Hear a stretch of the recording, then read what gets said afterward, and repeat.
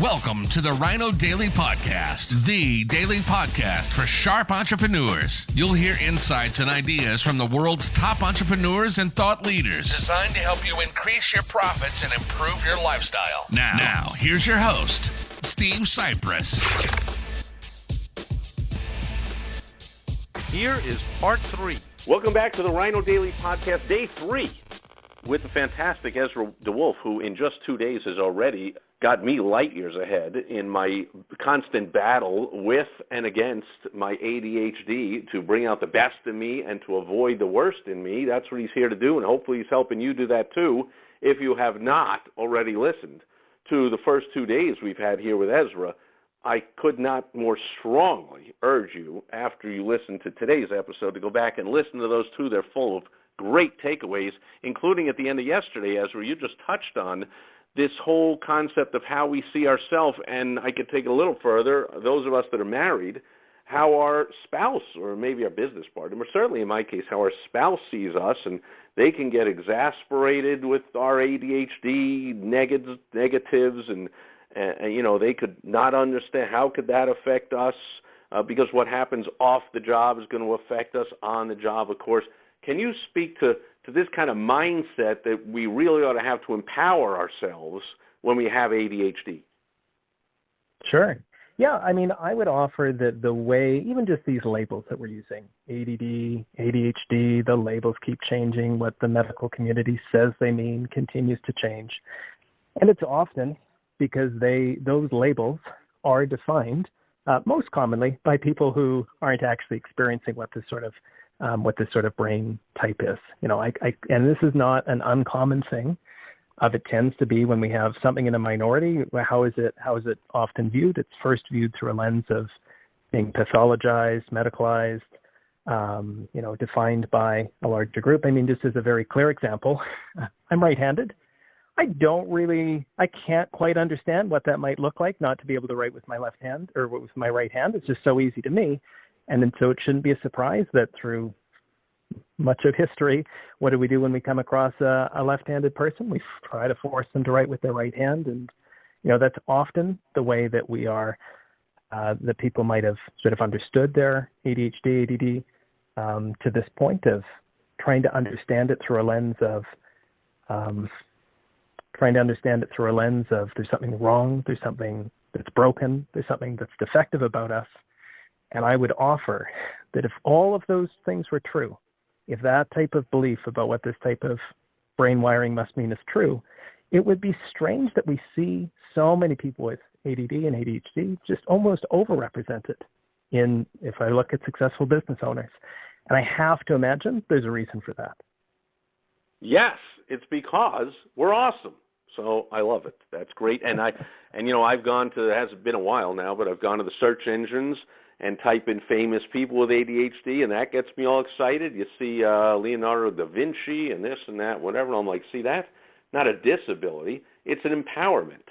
And so, however, of course, I can do that self-talk, but again, interacting with other people, and I always say, like, you know, when I was a kid, if they had all this focus and, like you say, changing the name all the time, is it ADD, ADHD, whatever they want to call it, they would have pumped me full of drugs. I mean, I was a troublemaker, and I couldn't sit still in school, and, you know, I'll go sit in the back, no, go to the principal, no, whatever. Like, you know, I was seen as the troublemaker, but all that stuff, as you know, and as you help people do, is that can be leveraged to tremendous success in the business world.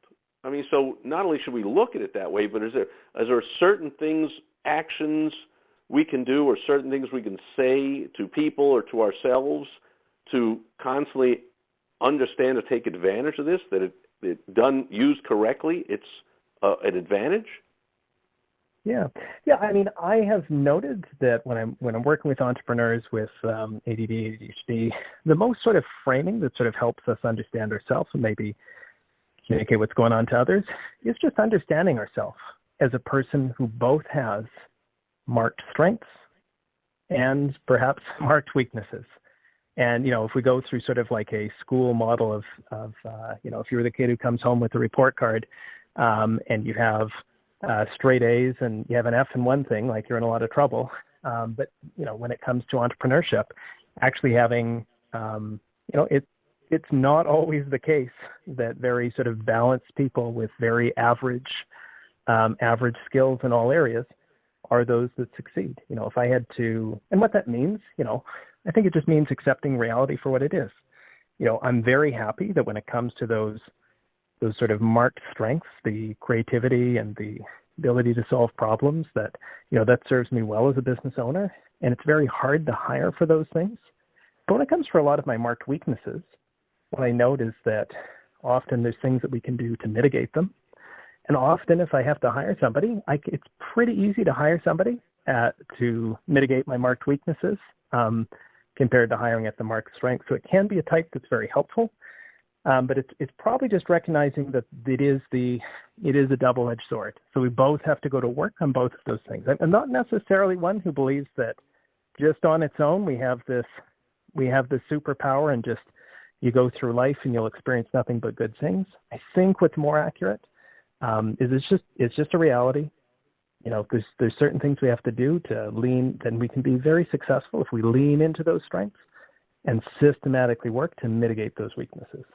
Yes. I could not agree more than 1,000,000%, and I know the entire audience is nodding their heads along with you right now. I mean, I tell the story often about my school, great elementary school. They had the ABCDF for academics, but then they also had on the report card ASU for OSU for attitude. It was either O for outstanding, S for satisfactory, U for unsatisfactory, and I'll never forget when the principal told my mom and me that he had never before seen anyone get straight AUs.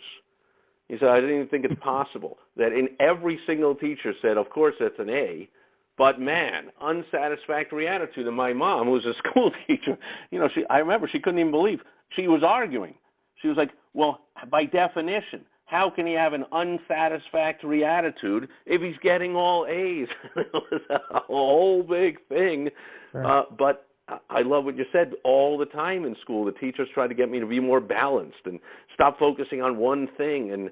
And yeah, when I grew up and I see the mega bazillionaire successes, they're maniacally focused on one thing, and I wish that I could have gone back and let me be me and focused only on the one thing. So certainly as an adult, that's what I love to do. And thank you, Ezra, for giving me empowerment and all of our listeners to feel good about that, to understand we have weaknesses, but understand we have strengths. And speaking of weaknesses, we only have one day left with you tomorrow, but I'd love you to get into, you have this fantastic 5-step plan.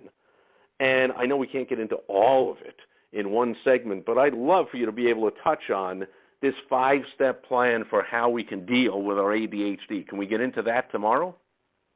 Yeah, I think that's a good jumping off place. I think that's the natural next step. And you can go to theadhdtools.com to get that 5-step game plan from Ezra to transform your business. That's the end of part 3. Join us next time for part 4. Thank you for joining us today on the Rhino Daily Podcast, the daily podcast for sharp entrepreneurs hosted by Steve Cypress. Join us tomorrow for another exciting episode designed to help you increase your profits and improve your lifestyle. Also, go to rhinodaily.com for more great business exploding tips, strategies, and tactics from the world's top experts. Plus, snag your free copy of Money Making Monthly magazine. Goodbye.